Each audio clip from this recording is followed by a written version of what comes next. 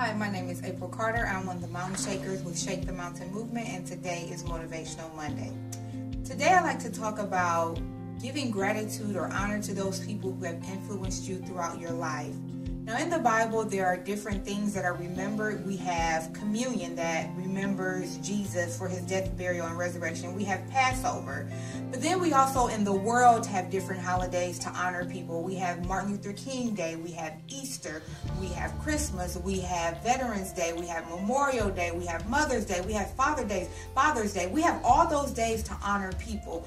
But we do not have a designated holiday to honor those everyday people who have influenced us. And so this week, I want you to create that day for someone who influenced you, who poured into you, someone who was a positive influence on you. Maybe it was an old teacher, maybe it's an old professor, maybe it's an old family member, or older family member, a friend, someone who poured into you and influenced you in a positive way.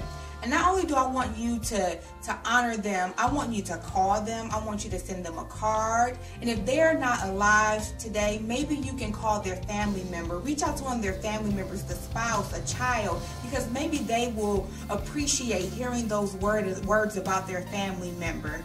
And so, like I said, I want you to send a card. I want you to do something to honor that person. But I also want you to pray for that person.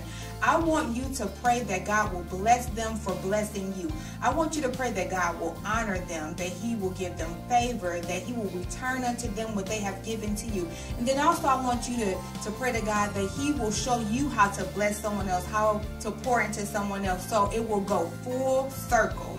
So on this Motivational Monday, I want to challenge you to take that time. I know we're all super busy, but I want you to take that time to find that person who positively influenced you, and I want you to honor them in some way. And once again, if they are not alive, contact the family member, because I'm sure the family member will appreciate hearing that about their loved one. So once again, this is Motivational Monday, and I will see you all next week.